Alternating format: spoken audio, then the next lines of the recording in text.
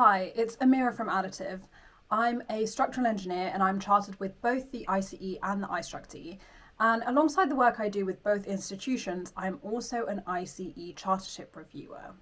I find that depending on the organisations that people work in, there is a range of access that they can get to information that will help them for their professional qualifications. So what I'm really trying to do with these videos is to try and address that and help people where they need. And I really just want to say a quick thank you because I'm really wholeheartedly enjoying people asking questions and giving me their comments on our videos. We've done a lot of work this year. We have our first paid seminar of the year out, which is on unlocking structural material recovery, and we plan to do 2 more this year and of course continue with this series on Chartership. I'm also thinking about another series where we read construction related or built environment related books and I do reviews of them. So the first book in the series will be Built by Roma Agrawal, and I'm really excited to get going with that. But anyway, let's get on with today's topic. So today we're on revision for the professional review, and that's going to be for the interview after you've done your presentation to your 2 reviewers, and they're going to ask you a series of questions for about 45 minutes. It's meant to be conversational, it's meant to be a back and forth, but it is preferred if you do most of the talking.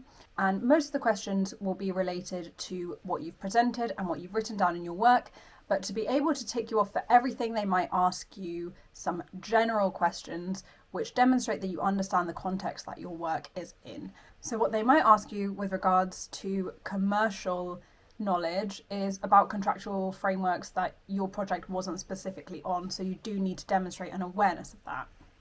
So we're going to go through some of the questions that keep coming up. Now, it's not an exhaustive list, but it should be helpful to have at least these kinds of questions covered. And as always, please do drop us your comments and questions, and do share this with anyone that you think it will be useful for.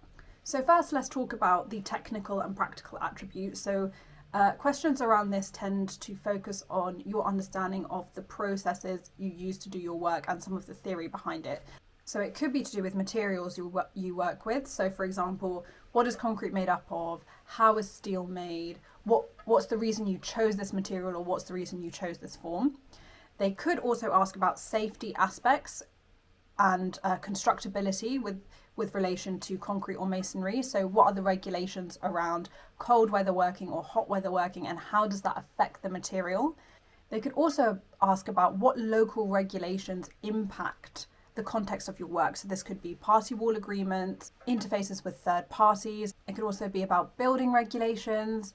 How did you choose this particular disproportionate collapse criteria? Where did that come from in the building regulations?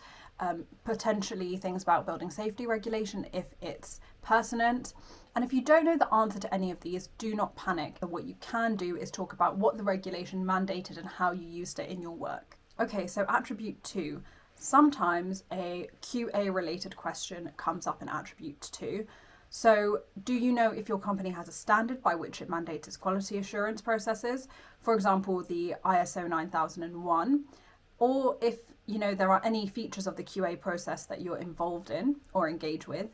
And another question that may come up is, what is the difference between quality assurance and quality control? You also might get asked about internal processes to resource cost and time. How do you react if you go over budget, or what are the means that you have in order to recoup that time and cost back?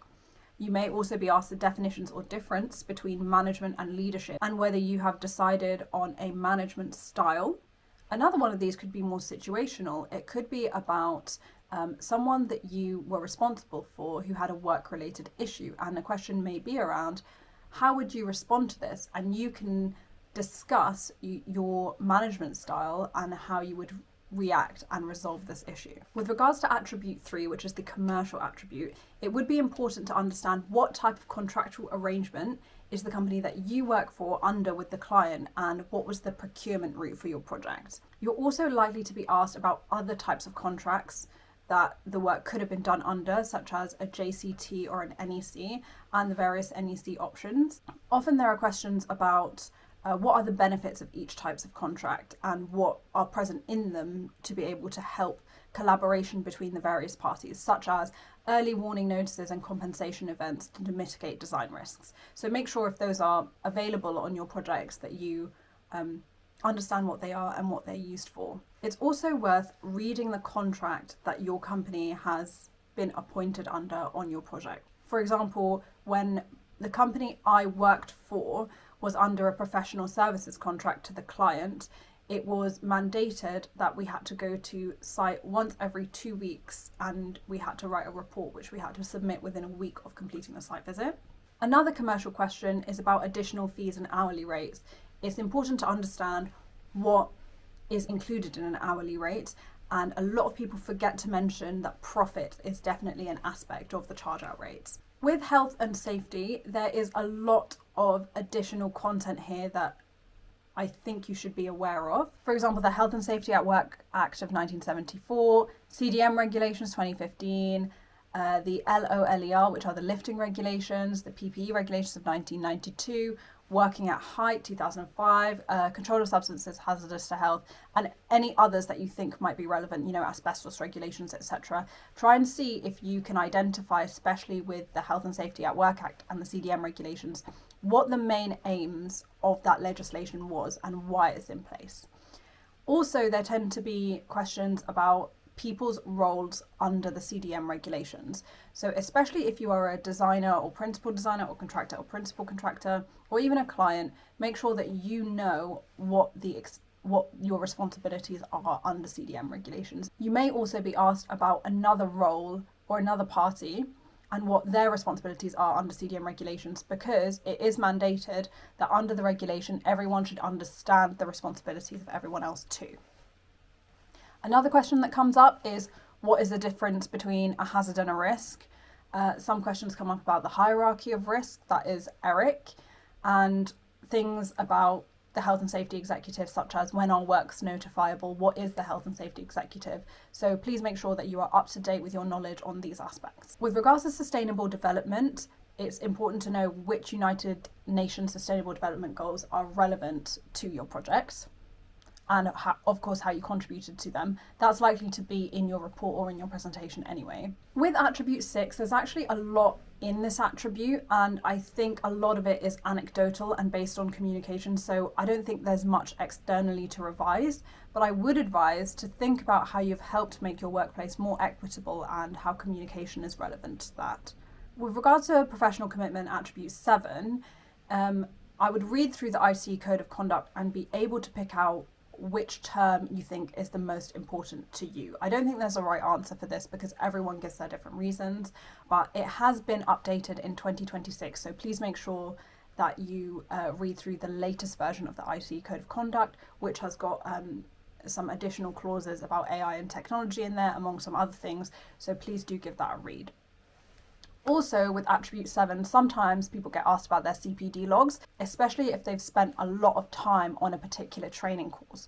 You may get asked about why you took that training course and what you learned from it. It's not expected that someone will go chronologically through your CPD training record and ask you a question on each thing, but it's just good to be aware of the CPD that you have presented as part of your application. Also, there could be a question about whether you've read a recent NCE article. So that's the New Civil Engineer, which is a publication published by the institution every month. It would be good to skim through that and see if there's anything that piques your interest.